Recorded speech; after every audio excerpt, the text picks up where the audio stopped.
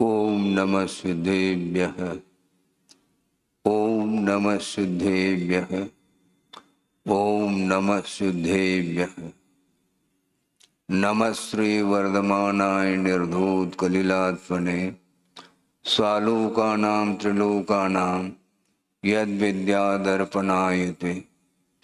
अहिंसा परमो धर्म की, महावीर भगवान की प्रातः स्मरणे परम पूजाचार्य गुरुवर श्री विद्यासागर जी मुनि महाराज की जय। करते हैं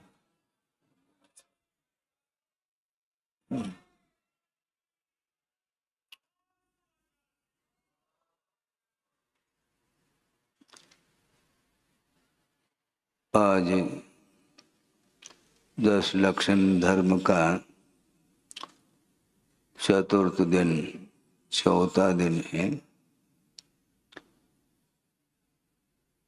और धर्म का स्वरूप समझ में आ जाए तो एक क्षण के लिए भी आसक्ति टिक नहीं सकती। लोभ बना रहता है संसारी प्राणी का। धर्म की आराधना करते समय कभी भी अपेक्षाएं नहीं रखनी चाहिए। अपेक्षाओं के साथ धर्म की आराधना नहीं होती है, इसको ध्यान में रखना चाहिए।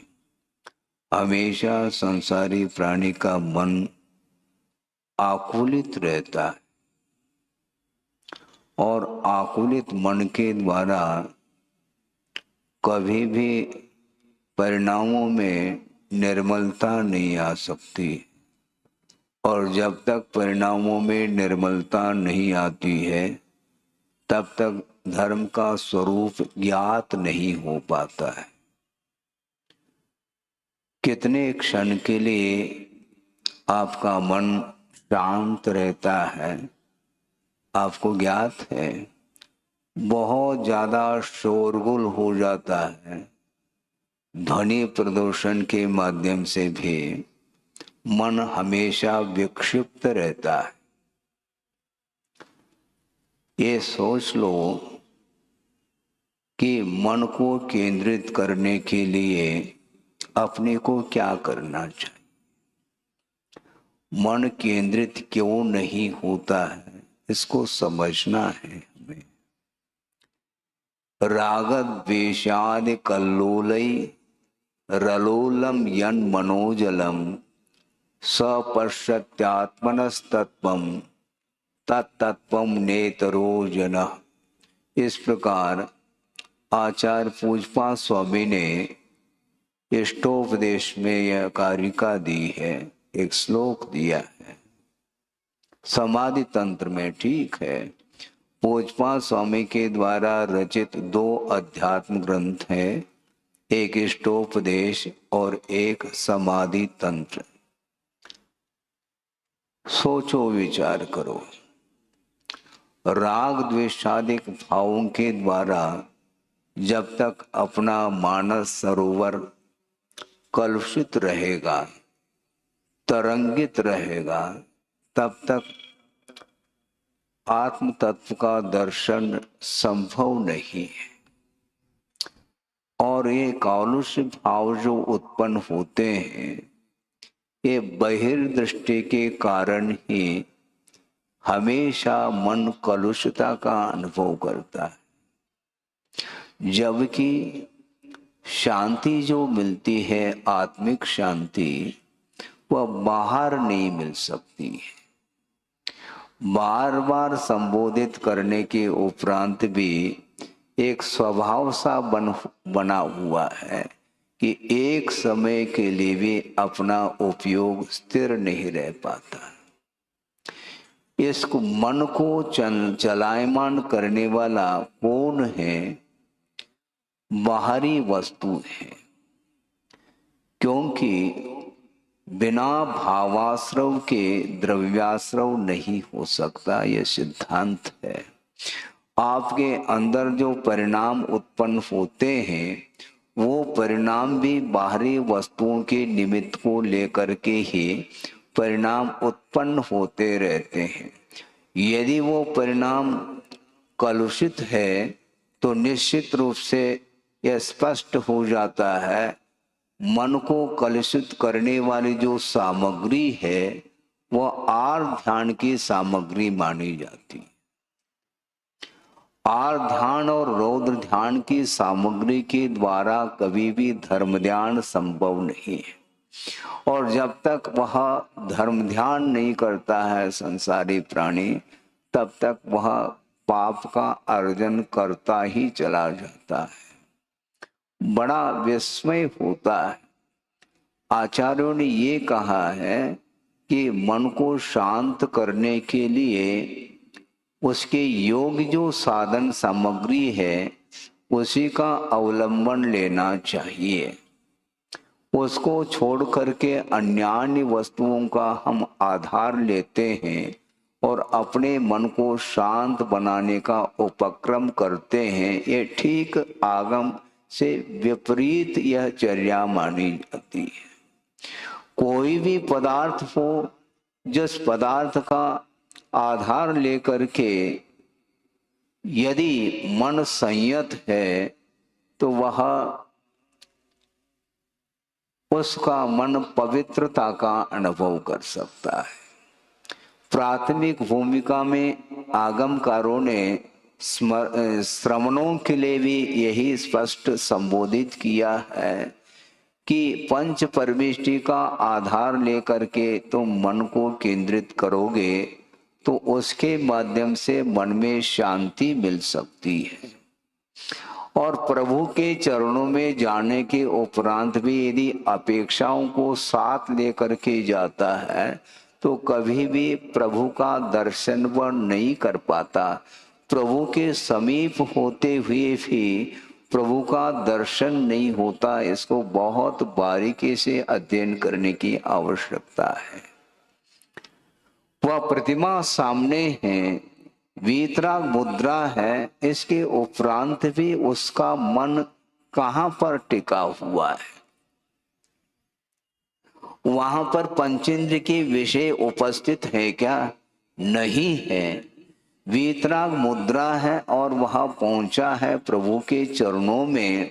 इसके उपरांत भी उसका मन कुछ अपेक्षा को लेकर के गया है। उस अपेक्षा की पूर्ति यदि नहीं होती है तो संभव है भगवान के प्रति भी आस्था कम होती चली जाती है। क्योंकि जिस उद्देश्य को लेकर के मैं गया था उस उद्देश्य की पूर्ति नहीं हुई है, इसलिए अब प्रभु कुछ देते हैं नहीं। उनके पास क्या है? बड़ी कठिनाई है। 22 परिचयों में एक परिचय आता है अदर्शन परिचय। उसका अर्थ भी बहुत स्पष्ट रूप से आगमकारों ने दिया है आगम में कि अदर्शन परिचय का अर्थ यह है, सुनते हैं आगम में लिखा है कि दीर्घ काल तक साधना करने से उसका परिणाम सामने आता है। क्या आता है? अनेक प्रकार की रिद्धियां प्राप्त होती हैं, सिद्धियां प्राप्त होती हैं, ज्ञान का विकास भी होता है। यह सब सुना तो है, किंतु दीर्घकालीन साधना के परिणाम देखने में नहीं आ रहे हैं। इसलिए ये केवल काल्पनिक है। इस प्रकार का भाव भी उसके अंदर आता है, नहीं आना चाहिए। ये क्यों आता है? ये अपेक्षा के कारण आता है। निरपेक्ष भाव के साथ यदि हम आत्म तत्व का चिंतन करते हैं, आगम की आराधना करते हैं और प्रभु की भी आराधना करते हैं, तो उसके माध्यम से बहुत अल्प समय में सासे पुण्य का संचय हो सकता है। लेकिन किसको चाहिए? वो बहुत जल्दी में धैर्य नहीं है। और जिसके अंदर धैर्य नहीं है तो वह बालक से भी छोटा माना जाता है, ध्यान रखो। है केवल उम्र से वृद्धत्व आया है, इसके उपरांत भी वह वृद्धत्व उसके अंदर नहीं, केवल उम्र की अपेक्षा से वह वृद्ध हुआ है, किंतु आत्मा का दर्शन नहीं कर पा रहा है। तो आत्म दर्शन के अभाव में वह वृद्धत्व किस काम का है। वह बालक बहुत अच्छा है जो निराकुल रहता है, उसके मन को संतुष्ट करने के लिए ज्यादा आयाम की आवश्यकता नहीं पड़ती, बहुत जल्दी उसका मन संतोष का अनुभव करता है। उसको क्या चाहिए, थोड़े बहुत जो मन की पूर्ति होती है उतने में वह आह्लादित हो जाता है। लेकिन संसारी प्राणी को समझाते समझाते समझाते गुरु थक सकते हैं, भगवान भी थक सकते हैं, थकेंगे नहीं, किंतु एक कहने में आता है, कहने की एक सीमा होती है, वहां तक तो कहा जा सकता है, किंतु उसकी वृत्ति यदि नहीं सुधरती है तो उसके लिए कहने में कोई लाभ देखने में नहीं आता है। तो इसलिए ये जितने भी पंचेंद्रिय के विषय हैं, इन विषयों को लेकर के ही लोभ निरंतर बढ़ता चला जाता है। जैसे आप लोग बोलते हैं, जो पावक में घी डाला, पावक अर्थात अग्नि है, उसमें आप घी डालते चले जाओ, कभी भी वह अग्नि शांत नहीं हो सकती, प्रत्युत और वह उद्दीप्त होती चली जाती है। उसी प्रकार ये लोभ की प्रकृति है। लोभ का स्वभाव क्या है, वह कभी भी शांत नहीं होता, और की भूख उसकी बढ़ती ही चली जाती है। उसकी जो तृष्णा है, उसकी जो आशा है, वह निरंतर बढ़ती है। और यदि मान लो वह लोभ अनंतानुबंधी संबंधी यदि लोभ जागृत हो जाए तो उसका शमन करना ही कठिन है।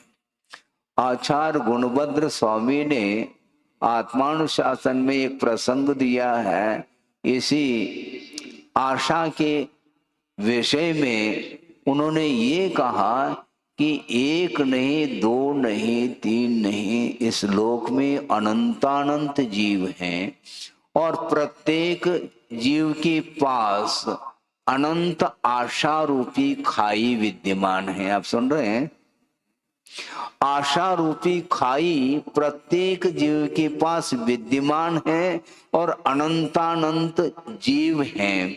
और उनका ये कहना है गुणभद्र स्वामी का, ये आशा रूपी खाई इतनी बड़ी है कि इस खाई में तीन लोक की संपदा भी यदि उसमें डाल दी जाए तो भी वह संपदा वह परमाणु के समान प्रतीति में आती है। संपदा इतनी बड़ी खाई है और एक जीव के पास इतनी बड़ी खाई है, इसलिए उस आशा की पूर्ति कैसे कर सकते हैं।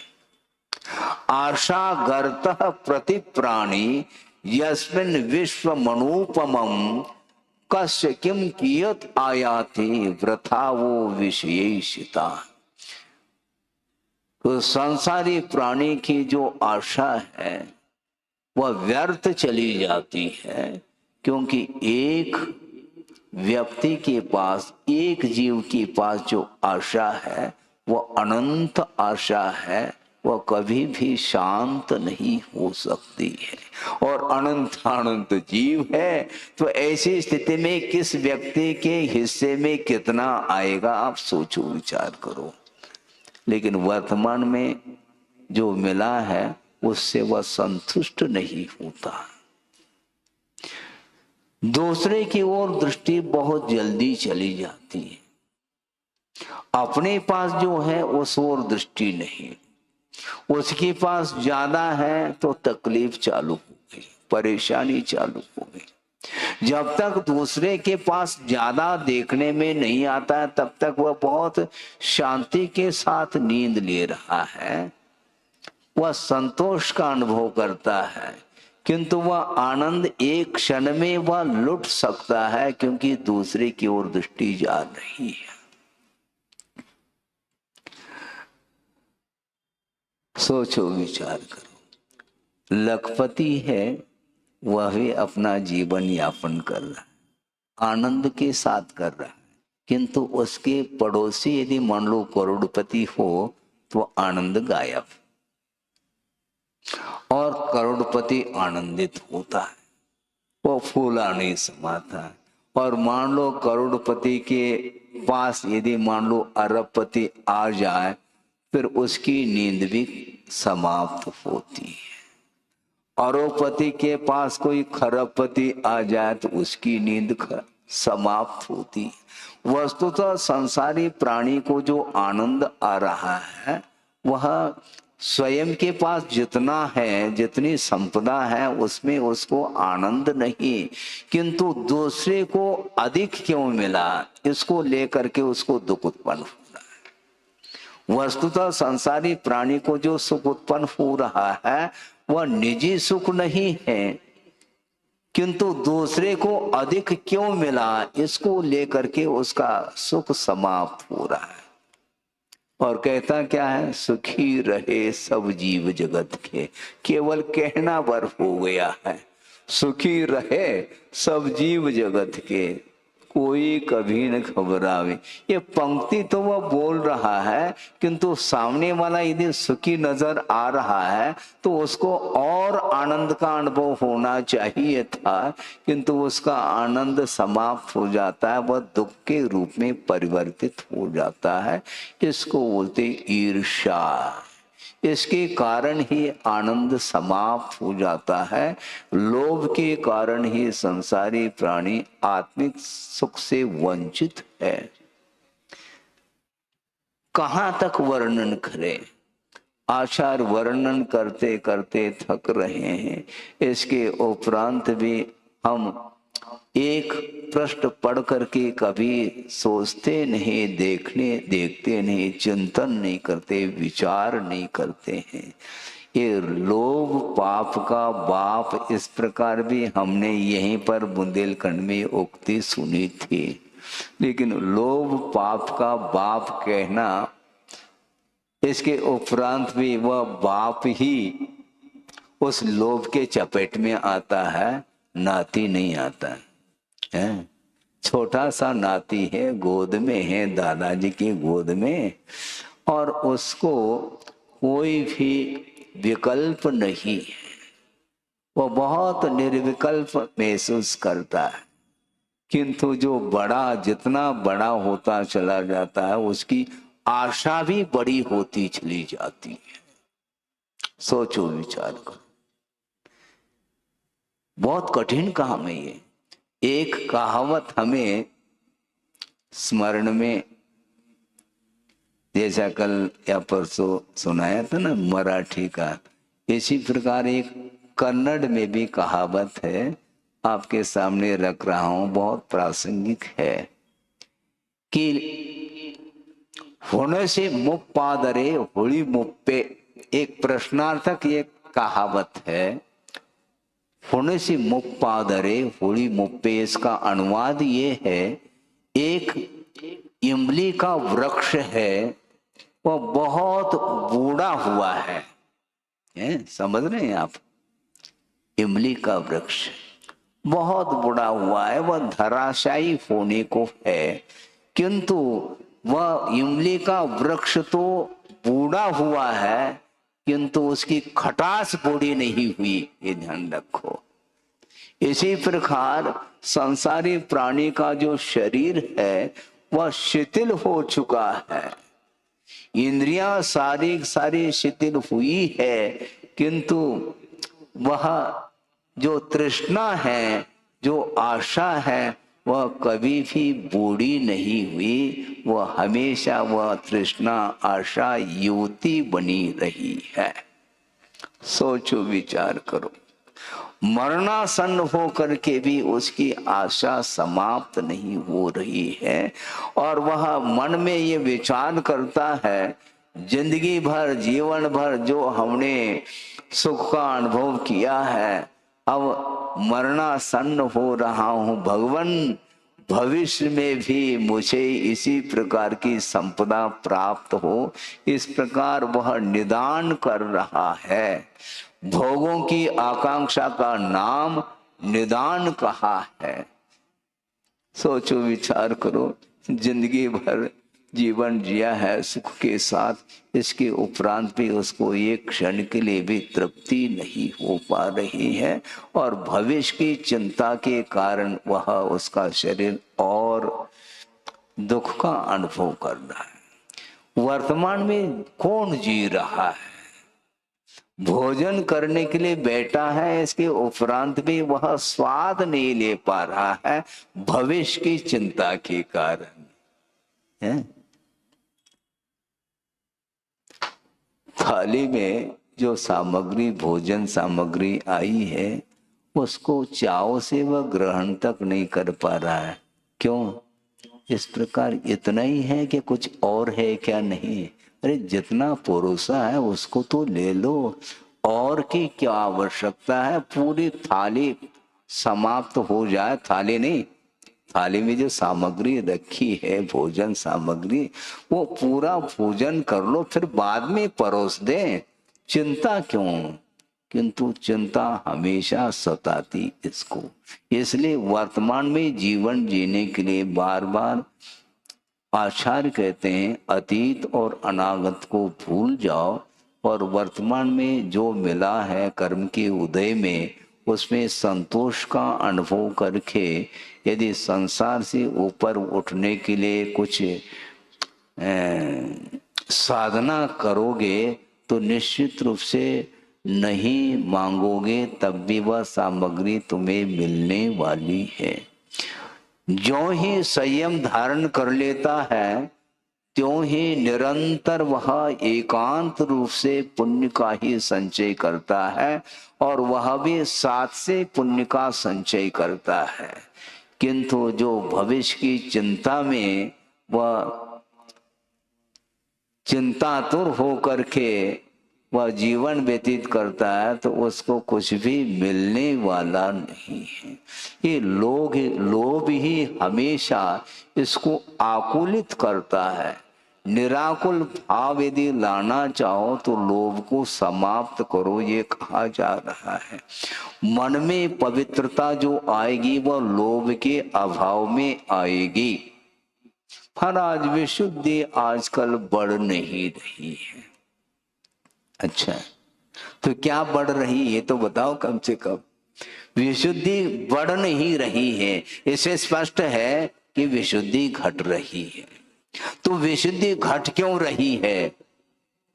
संक्लेश के कारण विशुद्धि घटती है, ये हमेशा लिख करके रखो।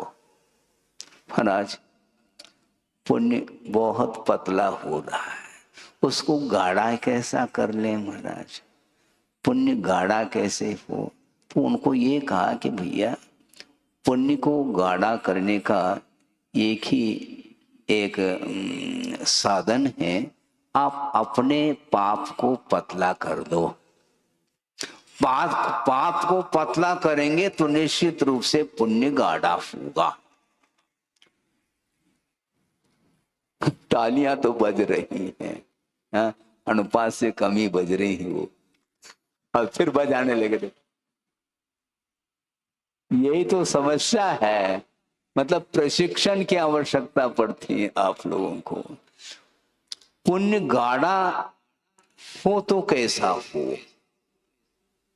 पाप को कम करो, और पाप में जो परिणाम होते हैं उसके लिए केवल पंचेंद्रिय के विषय ही एकमात्र उसके लिए निमित्त बनते हैं।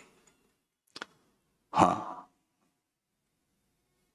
सामने पंचेंद्रिय के विषय उपस्थित भी यदि मान लो नहीं है, तब भी उसका मन आकुलित रहता है। क्यों? यहां पर तो नहीं है नो कर्म, फिर भी उसको ये विकल्प क्यों आ रहा है? वह स्मृति के रूप में वह नो कर्म सामने आया है। यहां पर आप बैठे हैं, आपके सामने दुकान है क्या? नहीं है, लेकिन मन में तो अच्छा, एक नहीं कई दुकान खुल सकते हैं। मन में तो है दुकान। यहां पर दुकान छोड़ करके आप लोग आए हैं, निश्चिंत होकर के आए हैं क्या? हाँ महाराज, निश्चिंत होकर के, लेकिन ये ध्यान रखो, या तो दुकान में ताला डाल करके आए हैं तब तो निश्चिंत होकर के, अथवा किसी एक मेंबर को बिठा करके आए हैं, अपने लड़के को बिठा करके आ गए हैं, क्योंकि वो लड़का कहता है पिताजी आपका धर्म करने का समय है, मैं बैठूंगा यहाँ पर, आप जाओ। कहाँ पर? बोर्डिंग। और बोर्डिंग वाले तो यहीं पर है, उनको बस इस पंडाल से बाहर जाने की देरी है, दुकान दिखता है उनको। ये समस्या यही है, मन हमेशा विक्षिप्त रहता है, मन हमेशा क्षुब्ध रहता है, कभी भी वह संतोष का अनुभव नहीं करता। ये लोभ के कारण, तृष्णा के कारण ही वह हमेशा मन शांत नहीं रहता, आकुलित रहता है। इसलिए लोभ को कम करना चाहिए, क्योंकि प्रत्येक संसारी प्राणी के पास आशा अनंत के रूप में है।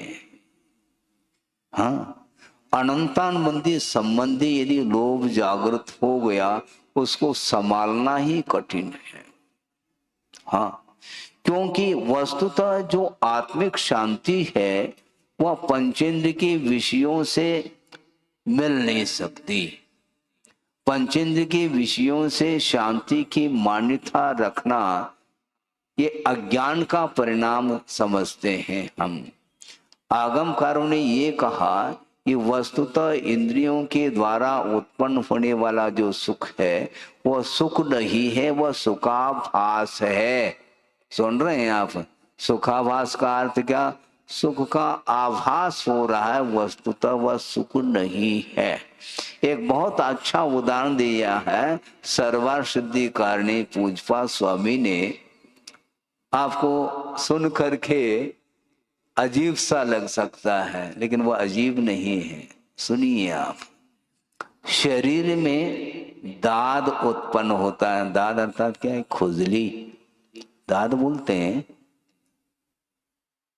जानते क्या नहीं?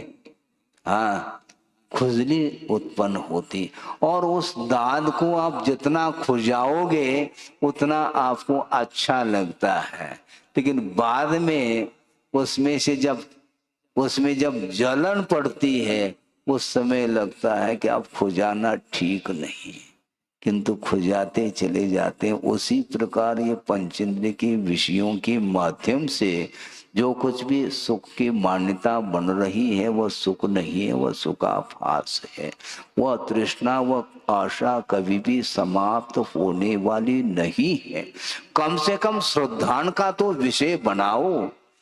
चारित्र की बात तो हम बाद में करते हैं, किंतु श्रद्धान का विषय, आस्था का विषय बनाना चाहिए, क्योंकि वह पंचेंद्रिय के विषयों से उत्पन्न होने वाला जो सुख है वह स्वाधीन सुख नहीं है, वह पराधीन सुख है, वह कर्मायत्त है, ऐसा स्वयं आगमकार कह रहे हैं। कर्म परवशे कहा, कर्म के उदय में वह सुख उत्पन्न होता है। जब आपके लिए साता का उदय आ जाता है तो कुछ क्षण के लिए आप सुख का अनुभव करते हैं, और अगले पल में यदि मान लो असाता वेदने का कर्म का उदय आ जाता है तो वह सारा सुख विस्मृत हो जाता है और वह दुख का अनुभव करता है। और वह अंत को प्राप्त करने वाला, ऐसा नहीं कि वह इंद्रिय जन्य सुख जो है वह क्षायिक सुख है, क्षायिक नहीं, वह इंद्रिय जन्य सुख है, अंत को प्राप्त होने वाला है। और दुख से वह अंतर को प्राप्त होता। उस सुख में, इंद्रियजन सुख में निरंतरता नहीं रहती है, बहुत जल्दी अंतर आ जाता है? आपने स्विच ऑन कर लिया और क्या पंखा चालू हो गया, और मान लो बिजली गोल हो गई तो पुनः जो कहते, जो शीतलता मिल रही थी वह समाप्त हो गई, इसको बोलते अंतर। उसी प्रकार ये इंद्रियजन्य जो सुख है वह निरंतरता को लेकर के नहीं है, इसलिए कर्म के अधीन है, अंत को प्राप्त होने वाला है और निरंतरता है नहीं। और एक विशेषण और दिया है कि पाप का वह बीज है। सुन रहे हैं आप? हाँ, लोभ को कम करना है क्या? नहीं। यदि लोभ को समाप्त करना है तो कम से कम श्रद्धान का तो विषय बनाओ कि वह विषयजन्य जो सुख है वह पाप का बीज है, ऐसा कहा जा रहा है। और बहुआरंभ परिग्रत्वम नारकस्यायुषः कहा, बहुत आरंभ और बहुत परिग्रह के कारण इस संसारी प्राणी अधोगति का पात्र बनता है, और परिग्रह की जो मात्रा बढ़ती जाती है वो लोभ के कारण ही वह परिग्रह की मात्रा बढ़ती है, उसको घटाना चाहिए। महाराज हम कैसे घटाएं उसको? तुम घटाओ या नहीं घटाओ, सबको छोड़ करके जाना है तो किसके लिए कमा रहे हो? महाराज मेरे लिए इस धन के प्रति मेरी कोई भी आसक्ति नहीं है, मुझे कोई विकल्प नहीं, ये तो मेरा है ही नहीं, फिर कमा किसके लिए रहे हो? महाराज पुत्र के लिए, तो पुत्र कमा लेगा ना। पुत्र के द्वारा जो पाप का संचय होना है उसका संचय भी तुम अपने द्वारा करना चाह रहे हो। स्वयं के लिए भी कमाया, उसमें भी पाप का संचय हुआ, और दूसरे के लिए भी कमा करके वो दे रहा है, और वह बैठे बैठे खा रहा है। अब सोचो, विचार करो। और जो खा रहा है वह पाप का भागी हो अनिवार्य नहीं। यदि आसक्ति उसकी नहीं है तो वह उस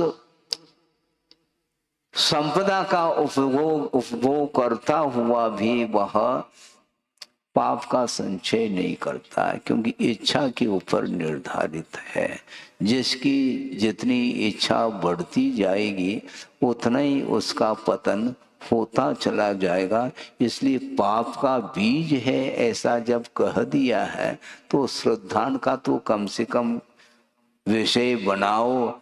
जब छोड़ना तब छोड़ना, कम से कम श्रद्धान आस्था तो सही होनी चाहिए।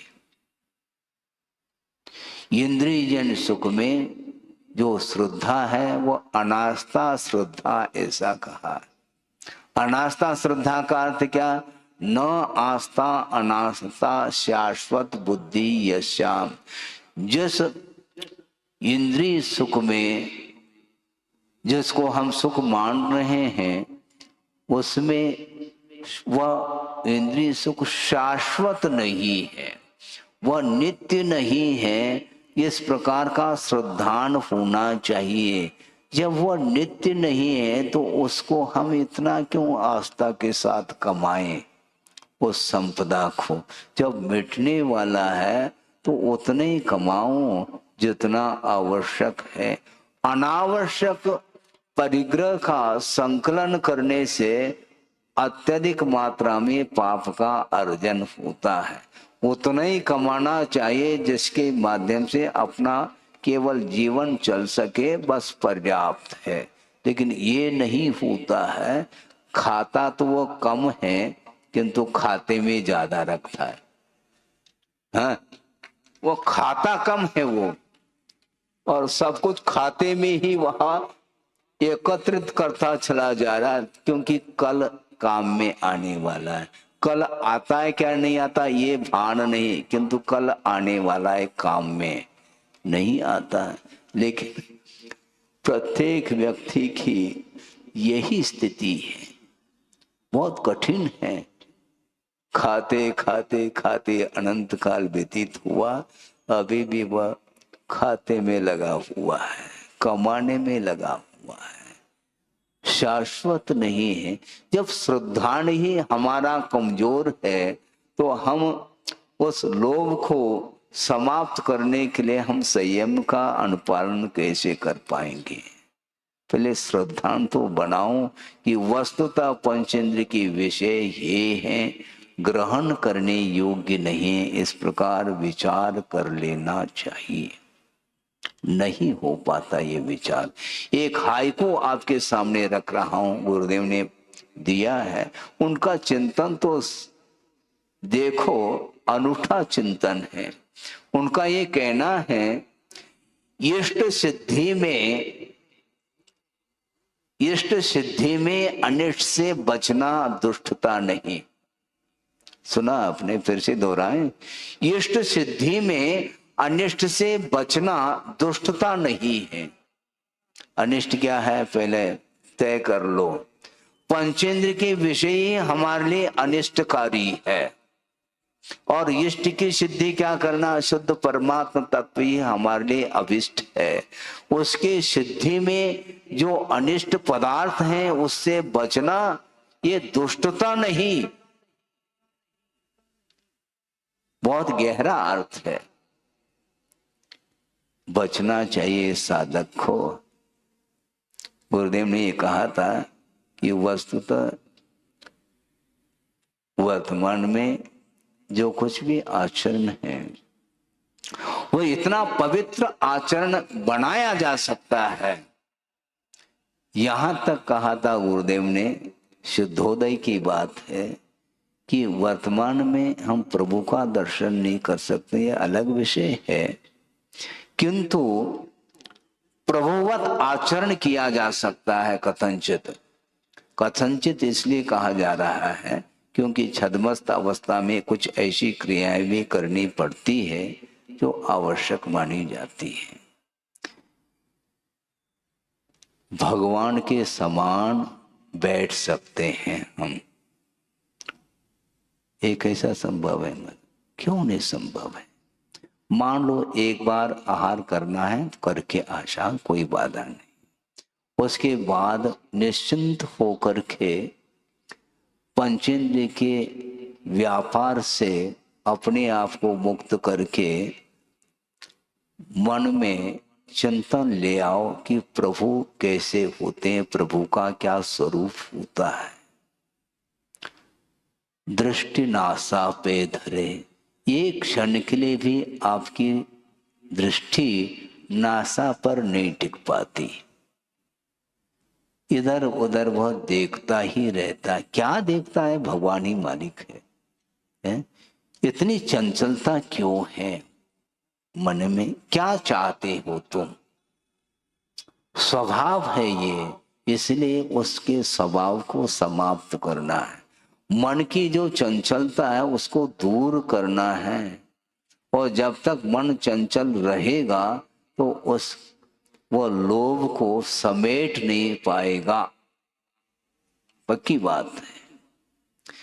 आंख खोल करके देखते हैं तो विश्व सामने आता है, सामने आता है तो उस ओर ही मन जाता है। खोल ही दिया मन, अब दृष्टि को अपने भीतर लाने के लिए बहुत कठिनाई का अनुभव करना पड़ेगा। बार बार बार बार मन बाहर। कई बार यह प्रसंग सुनाया होगा, उसको फिर से दोहरा रहा। षटखंड आगम की वाचना चल रही है।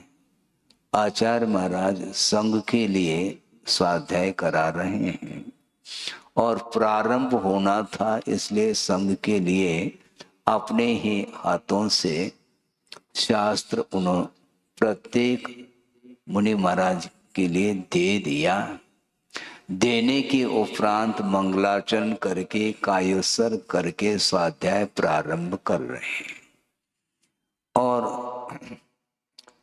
आचार्य महाराज स्वाध्याय कराते हैं, किंतु संग जो स्वाध्याय कर रहा है उसका मन एकाग्र है क्या नहीं, इसका परीक्षण भी वो करते रहते हैं।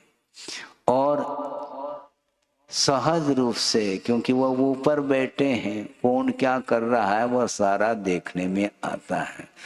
एक महाराज की दृष्टि बाहर की ओर गई। उन्होंने कहा, क्यों आपके पास ग्रंथ नहीं मिला है क्या? नहीं, ग्रंथ है महाराज। फिर और क्या चाहिए? पेंसिल चाहिए क्या? नहीं। फिर क्या चाहिए? कुछ नहीं चाहिए। अच्छा, कुछ नहीं चाहिए तो बाहर क्यों देख रहे हैं तुम? उधर बाहर क्या देख रहे हैं? तुम्हें क्या चाहिए मुझे पूछो ना, मैं दे देता हूं तुम्हें। मंगलाचरण करने के उपरांत, कायोत्सर्ग करने के उपरांत स्वाध्याय प्रारंभ हुआ है, तुम्हारा मन बाहर क्यों जा रहा है?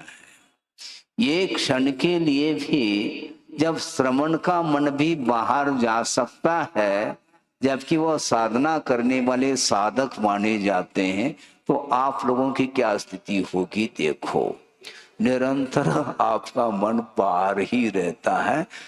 शरीर भले ही सभा में रहे, किंतु बाहर मन बहुत जल्दी चला जाता है। स्वभाव है उसका। उन्होंने, गुरुदेव ने श्वान की उपमा दी है मन के लिए। हाँ, श्वान अर्थात कौन होता है? कुत्ता। वो कूदता है बहुत, इसलिए वो कुत्ता है। वो मन के लिए श्वान की उपमा इसलिए दी है। उन्होंने ये कहा है कि क्या हो गया समझ में मुझको न आता। ये हिंदी है रचना गुरुदेव की। क्या हो गया समझ में मुझको न आता, क्यों बार बार मन बाहर दौड़ जाता। स्वाध्याय ध्यान करके मन रोध पाता, पेशवान सा मन सदा मल शोध लाता। सोचो क्या लिख रहे हैं। ये आचार्य ज्ञान सागर जी महाराज की उपस्थिति में गुरुदेव ने ये रचना की है, 99 शतक की रचना। उसमें ये पंक्ति मिलती है। ये मन जो है समझ में नहीं आता कि बार बार बाहर क्यों दौड़ लगा रहा। निरंतर स्वाध्याय और ध्यान करके मन को एकाग्र किया जाता है, किंतु ज्यों ही स्वाध्याय से आवश्यकों से वह निवृत्त हो जाता है, तो पुनः मन बाहर की ओर चला जाता है। उस कुत्ते के गले में पट्टा बंधा रहता है ना, जंजीर हाथ में है और गले में पट्टा है, और उसको मान लो आपने मिठाई भी खिला दो, आता चला जाएगा। और जो ही उस गले का पट्टा यदि मान लो निकाल दो, तो वह पुनः कहाँ चला जाएगा? नाली के पास वह चला जाता, सूंघता सूंघता। क्यों मत पूछो, ये मन का स्वभाव है, ये वृत्ति है इसकी। इसलिए निरंतर मन को केंद्रित ही करना पड़ेगा अपने को, क्योंकि लोभ समाप्त नहीं। अच्छी अच्छी चीजें खाने के उपरांत भी पुनः उसकी दृष्टि उसी ओर चली जाती। इसी को बोलते हैं तृष्णा। कभी शांत नहीं होती है। उसको शांत करने के लिए आज कौन सा धर्म है? शौच धर्म है। शुचिता, शुचिता का जो भाव है वही शौच है, जो कि लोभ के अभाव में ही संभव है। और लोभ को समाप्त करना है। लोहम ओसरामी संतोषम अवुठे में, ऐसा प्रतिक्रमण में पाठ आता है। मैं लोभ को छोड़ता हूं और संतोष को ग्रहण करता हूं। महाराज कैसे संतोष को ग्रहण करें? बहुत कठिन है। संतोष है ही नहीं। भले नाम से संतोष हो सकता है, किसी का नाम संतोष हो सकता है, लेकिन संतोष वाकई में हो तब वह संतोष नाम सार्थक शुद्ध होता है। बहुत कठिन है ये। सोचो, विचार करो। मुनि महाराज आहार लेने के लिए पहुंचे हैं, ठीक है, और दाता आहार दे रहा है। एक व्यक्ति ने एक ग्रास दे दिया और संतोष आ गया, लेकिन वह संतोष एक क्षण में समाप्त हो सकता है। क्यों? दूसरे ने 2 ग्रास दिए, दूसरे ने 2 ग्रास दिए, बस आनंद समाप्त, क्योंकि हमने एक ही ग्रास दिया है। ये सब क्या है? ये है क्या वस्तुतः? ये दाता का स्वरूप है क्या? उसमें संतोष गुण आना चाहिए। कृत से, कारित से, अनुमोदन से, मन से, वचन से, काय से ये क्रियाएं, इन क्रियाओं को संपन्न किया जाता है। संतोष होना चाहिए। ये ग्रास में जो आनंद आया था वह एक क्षण में समाप्त क्यों हुआ है? यदि मान लो सभी लोग एक एक ग्रास दिए हैं तो वह आनंद टिक सकता है। किसी ने 2 अथवा 3 ग्रास दे दिया तो वह आनंद समाप्त। इसको बोलते हैं संतोष। कहां से आएगा वो? हमेशा पर की ओर दृष्टि। ये क्यों इस प्रकार होता है? जो मिला है उसमें संतोष धारण करना चाहिए। नहीं हो सकता उसको संतोष। अपने लिए, अपने पुण्य के उदय में जो सामग्री मिली है उस ओर दृष्टि नहीं जाती है और दूसरे की ओर दृष्टि जाती है। उसको कितना मिला है, उसको कितना मिला है। दूसरे की थाली की ओर देखने की अपेक्षा अपनी थाली की ओर देखो ना, क्या दिक्कत है? आपको ज्यादा चाहिए तो पुरुषार्थ कर लो, दूसरे की ओर क्यों देखते हो? पुरुषार्थ शून्य है। संसारी प्राणी फ्री में मिल जाए बस वह बटोर लेता है। फ्री में क्यों है? फ्री में कुछ नहीं मिलने वाला है, बहुत कठिन काम है। एक उदाहरण के माध्यम से इस विषय को आपके सामने रख रहा हूं। समय भी हो रहा है। एक व्यक्ति है जो बहुत ही जीवन में कष्ट का अनुभव करता है। वह प्रतिपल पुरुषार्थ करने के उपरांत भी सुख का अनुभव नहीं कर पा रहा है। गरीब है। वो सोचता है कि मैं निरंतर रात दिन मेहनत कर रहा हूं किंतु कोई चीज मिल नहीं पा रही है, संतुष्टि नहीं मिल पा रही है। कर्म का योग है, मैं क्या कर सकता हूं? पुरुषार्थ करने की भी एक सीमा होती है, बिल्कुल ठीक है। वो पुरुषार्थ कर रहा है किंतु उसमें सफलता नहीं मिल रही है। इसके उपरांत भी वह पुरुषार्थ को जारी रखता है और एक दिन वह भगवान की आराधना कर रहा है और भगवान प्रसन्न हो जाते हैं। भगवान वैसे प्रसन्न नहीं होते हैं, लेकिन एक रूपक है, कथा के रूप में रखा जा रहा है।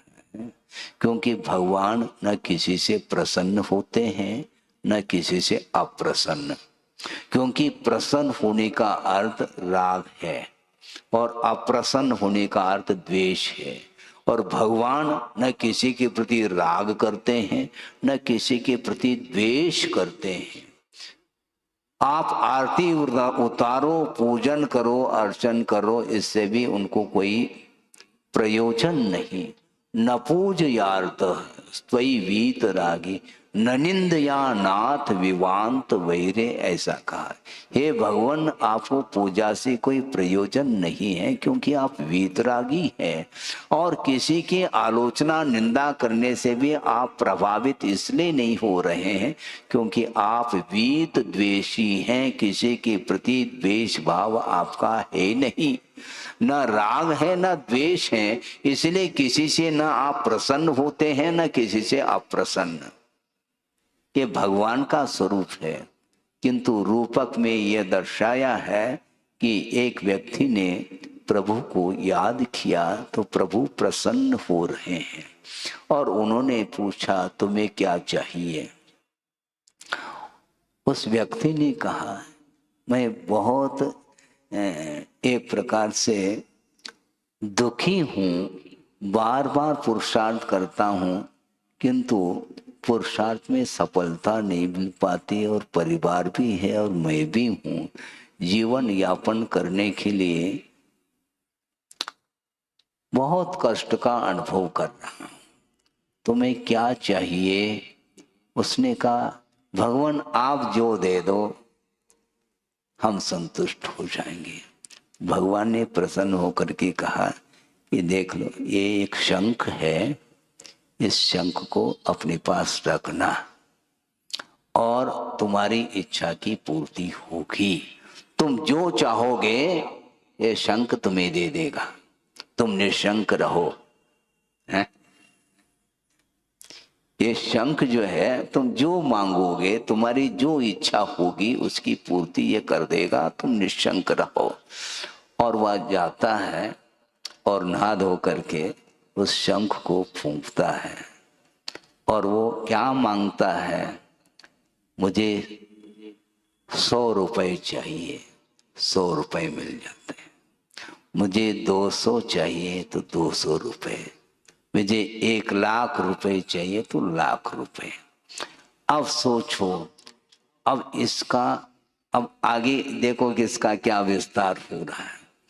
इस प्रकार होने से वो उसकी गरीबी दूर होने लगी और धीरे धीरे उसका प्रचार भी हो गया और उसका प्रचार होने से जो पड़ोस में रहने वाला जो व्यक्ति था उसके मुंह में पानी आने लगा।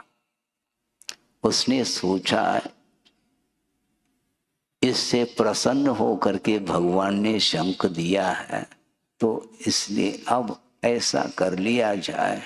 हम तो भगवान के प्रति इतनी भक्ति कर नहीं पाएंगे, इसलिए वो कहीं भी चला जाएगा तो उसको ले आए हम। वो चुरा करके उस शंख को ले आता है। अब समस्या खड़ी हो गई पुनः उस व्यक्ति की। वो पुनः भगवान की आराधना करता तो भगवान पुनः प्रसन्न होते हैं। तो उन्होंने पूछा क्यों, क्या बात है, पुनः क्यों दुखी हो रहे हो। नहीं भगवान क्या करूं, आपने प्रसन्न हो करके हमें एक शंख दिया था, बहुत बड़ी कृपा आपने की थी, लेकिन वह शंख गायब हो गया है। अब मैं क्या करूं। घबराओ नहीं, जो तुम्हें शंख दिया था वही शंख तुम्हें वापस मिल जाएगा, घबराओ नहीं। मैं क्या करूं, एक और शंख दे रहा हूं किंतु इसके सामने जो तुम चाहोगे वह दुगुना देगा, लेकिन देगा ये कोड़ी भी नहीं, बोलेगा केवल। तुम 100 रुपये मांगोगे तो वह 200 देता हूं ऐसा बोलता है, देता कुछ नहीं है। लेकिन इसको प्रचारित कर लो तो निश्चित रूप से जिसने लिया है वह वापस आपके पास रख देगा और इसको ले लेगा। तो उसने ऐसा ही किया। अच्छा प्रचार प्रसार कर ली तो वह पुनः जो जिसने चोरी की थी उसने कहा कि अच्छा दुगुना, जितना बोलेंगे उससे दुगुना, हाँ जो बोलेंगे उसका दुगुना। तो सोचता है ट्राई करके देख ले कम से कम है। तो उसने सोचा कि अरे वो अच्छी बात है, तो अदला बदली हो जाए, हाँ बहुत अच्छी बात है, जल्दी करो। उसने वो पुरानी शंख को उसको दे दिया और जो दोबारा जो शंख दिया गया था उसको ले गया। लेकिन उसको ये जानकारी नहीं थी कि शंख फूंकने से दुगना, बोलता तो है देता कुछ भी नहीं। और जा करके उसने शंख फूंक दिया, मुझे 100 रुपए चाहिए। 100 रुपए क्यों, 200 रुपए ले लो।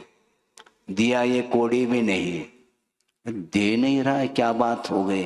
मुझे 1 लाख रुपए चाहिए, 1 लाख क्यों, 2 लाख ले लो ना, और दे नहीं रहा हो, इसको बोलते हैं लोभ में आकर के ये इस प्रकार उसकी फजीती होती है। चोरी करके उस शंख को लिया था, लेकिन चोरी का जो फल है वह बहुत जल्दी मिल जाता है। अर्थ यह है कि लोभ में आकर के व्यक्ति क्या क्या नहीं करता, यह सामने आता है। स्वयं पुरुषार्थ करके अर्थ पुरुषार्थ करने के लिए कहा है, वह अर्थ पुरुषार्थ नहीं करता, बैठे बैठे बैठे मुझे सब कुछ मिल जाए, सब ले लूंगा मैं।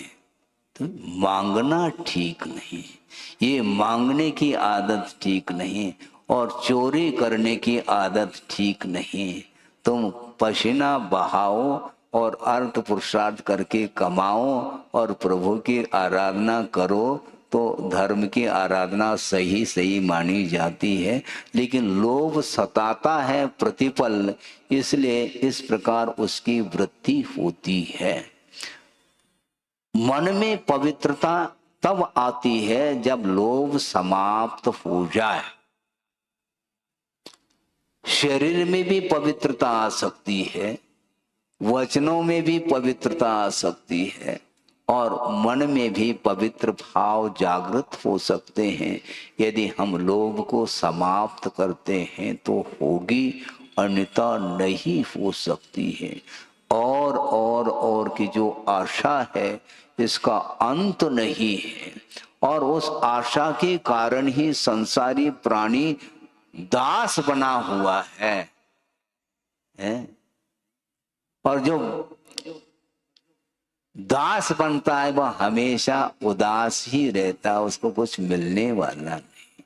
आशा के कारण वह दूसरे का दास बन जाता है, इसलिए उदासी आ जाती है जीवन में, मिलता कुछ भी नहीं है।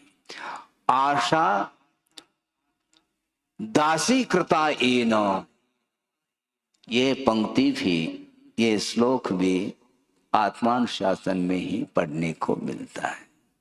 आशा दासी कृता येन तेन दासी कृतम जगत, आशा या यो भवे दास स दास सर्वदेहिनाम। आशा दासी कृता येन, जिसने आशा को दास बनाया है। आप सुन रहे हैं कि नहीं? छोड़ रहा हूं, समय हो रहा है। जिसने आशा को दास बनाया है उसने पूरे जगत को ही दास बना दिया है। आशा दासी कृता येन तेन दासी कृतम जगत, उसने संसार को ही अपना दास बना लिया है। किंतु जो आशा का दास होता है वह प्रत्येक व्यक्ति का दास होता चला जाता है, ऐसा कहा है। इसलिए आशा को कम करिएगा। पर आज आशा कैसे कम करे? कम तो करो, पूरा पूरा नहीं छोड़ सकते, कोई बाधा नहीं, किंतु थोड़ा वो तो उसमें ब्रेक लगाओ। है? एक और फर्म खोलो, एक और फर्म खोलो, भैया ये खुला है उसी को संभालो। है? एक जीवन है, 150 साल भी जी नहीं पाएंगे, और कितना आवश्यक है, जितना आवश्यक है उतना कमाओ और शांति के साथ प्रभु की आराधना करो ना। ये नहीं हो पाता, इसलिए वह इस प्रकार करता चला जाता है। बहुत कठिनाई है, इसका मन भीगता नहीं है। और मन की यदि निर्मलता है तो वह दूसरे के मन को भी भिगो सकती है। स्वयं के अंदर यदि निर्मलता आई है मन में, उसके माध्यम से दूसरे का मन भी भीग सकता है। इसको लेकर के एक अंतिम 2-5 मिनट का वो प्रसंग सुना करके इस विषय को पूर्ण कर लूं कि वस्तुतः बड़ी विचित्र दशा है संसारी प्राणी की। एक व्यक्ति जा रहा है सड़क से और उसके ऊपर एक व्यक्ति ने कचरा फेंक दिया। तो उसने सोचा कोई होगा, संयोग मिलता है, उसका जानबूझ करके थोड़ी किया उसने, फेंकने में आया हुआ कोई बाधा नहीं, वो चला जाता है। दूसरे दिन पुनः क्रम आ गया, वहीं से जा रहा है, पुनः उसके माथे पर वह कचड़ा आ जाता है। तो उसने सोचा ठीक है, हमारी परीक्षा है, कोई बाधा नहीं। शरीर के ऊपर ही तो कचड़ा डाला है, शरीर गंदा हो गया, मन थोड़ी गंदा हुआ है। मन को पवित्र रखना है, शरीर तो गंदा है ही है, अशुचि है। शरीर गंदा हो गया, फिर धो लेंगे, स्नान कर लेंगे, क्या बाधा हो गई। तो इस प्रकार सोच करके एक एक दिन निकलते चले जा रहे हैं, और एक दिन जा रहा है, ऊपर से किसी ने कचरा डाला नहीं। उसने सोचा कि क्यों, क्या बात है, कहीं बाहर गया होगा, कहीं बाहर गया होगा। और दूसरे दिन भी उसी रास्ते से गया, फिर भी कचरा नहीं डाला गया। ऐसे 2-4 दिन हो गए। वह व्यक्ति सोच रहा है कि यहीं पर आता हूं और कचरा ऊपर से डालता, और 3-4 दिन से क्या बात है, वो कहाँ गया देखना चाहिए।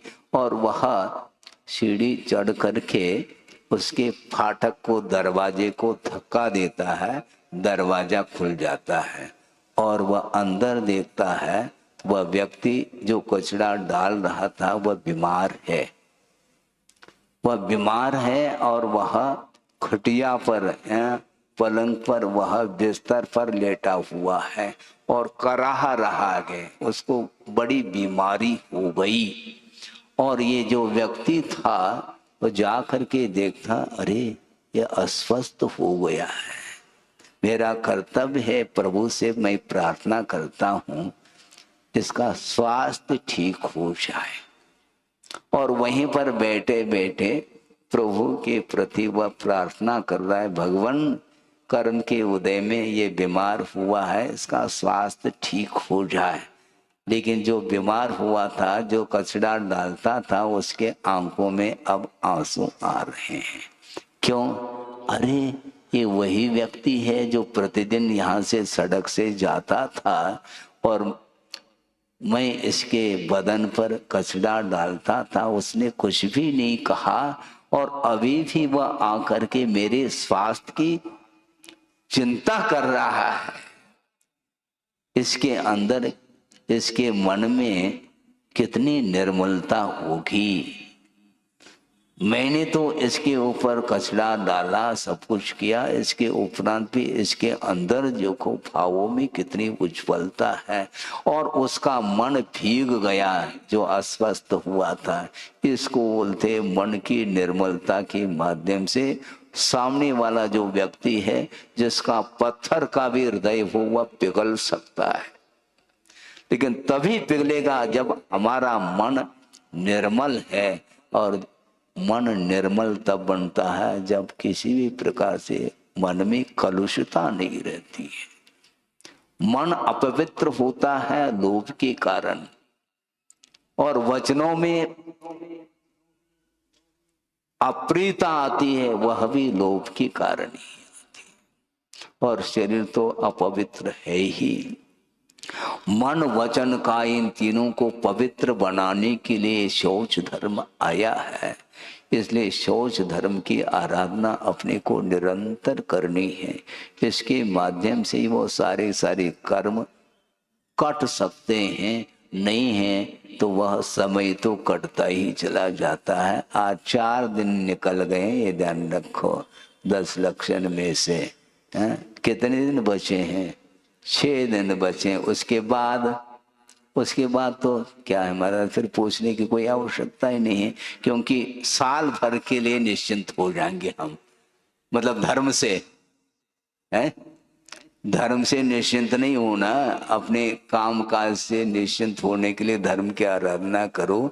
ये संसार समाप्त हो जाए, ये संसार कभी समाप्त नहीं होगा। नाना जीवों की अपेक्षा से यह संसार हमेशा बना रहने वाला है। ये अनंत संसार है, और इस धरती से अनंतानंत तीर्थंकर निकल गए, ध्यान रखो। इसके बाद भी संसार ज्यों का त्यों बना हुआ है, ये अंत को प्राप्त नहीं हो सकता।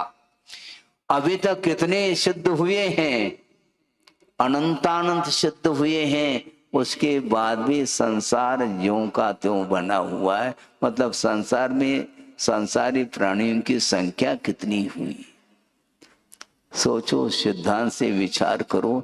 एक निगोदिया जीव है, आप सुन रहे हैं, एक निगोदिया जीव है जो कि उसके शरीर की जो अवगाहना है वह घनांगुल के असंख्यातवें भाग प्रमाण है, बहुत छोटी अवगाहना है। और उसमें कितने जीव हैं उस निगोदिया जीव के शरीर में? एक निगोद शरीरे जीवा दव्व प्रमाण तो दिठा सिद्धे अनंत गुणा। शुद्धों से अनंत गुणी संख्या में एक निगोदिया जीव के शरीर में जीवों की संख्या है। सोचो, विचार करो। अभी तक अनंतानंत सिद्ध हुए हैं, उसको पुनः अनंत से गुणित करने पर जो गुणनफल आएगा वह एक निगोदिया जीव के शरीर में है। इसलिए संसार का न अंत अभी तक हुआ है न आगे होगा। हाँ, व्यक्तिगत संसार का अंत हो सकता है। आप अपने संसार को समाप्त करना चाहो तो लोभ को समाप्त कर लो, तो संसार का तुम्हारा व्यक्तिगत संसार अंत को प्राप्त हो सकता है। बाकी यह संसार अनंत काल से बना हुआ है और अनंत काल तक रहेगा, इसका अंत है नहीं। इस प्रकार सिद्धांत ग्रंथों में बात आती है। इसलिए कहाँ तक हम वर्णन करें, निरंतर आप स्वाध्याय करिएगा और आगम में जो विषय आया है उसको पढ़ करके आपकी आंखें खुल सकती है। जिसके पास सम्यक्त नहीं है तो सम्यक्त प्राप्त हो सकता है, जिसके पास सम्यक्त विधि पहले से है तो वह और मजबूत हो सकता है। इसलिए हमें ये जो पर्याय मिली है, ये जो मनुष्य जीवन मिला है, इसके माध्यम से अपने इस मनुष्य जीवन को सार्थक सिद्ध करने के लिए अपने को करना क्या है? कुछ करना नहीं है। यदि कुछ करना है तो लोभ को शांत करना है, और जो व्यक्ति लोभ को शांत करने में निरंतर वह साधना में रत है, निश्चित रूप से लोभ का अंत हो जाएगा, तो अविनश्वर सुख का वह स्वामी बन सकता है। अनंत काल तक वह स्वतंत्रता का अनुभव करता हुआ स्वाधीन सुख का संवेदन कर सकता है। इस प्रकार प्रत्येक जीवन व्यक्ति के जीवन में ये घड़ी आए और वह अनंत सुख का अनुभव करता रहे। इस पवित्र भावना के साथ अहिंसा परमो धर्म की जय। बोधि समाधि परिणाम शुद्धि स्वात्मोपलब्धि शिव शोक सिद्धि चिंतामणिम चिंतित वस्तुदाने त्वामंद मानस्य ममास्तु देव। परम पूजा आचार्य गुरुवर श्री विद्यासागर जी मुनि महाराज की जय।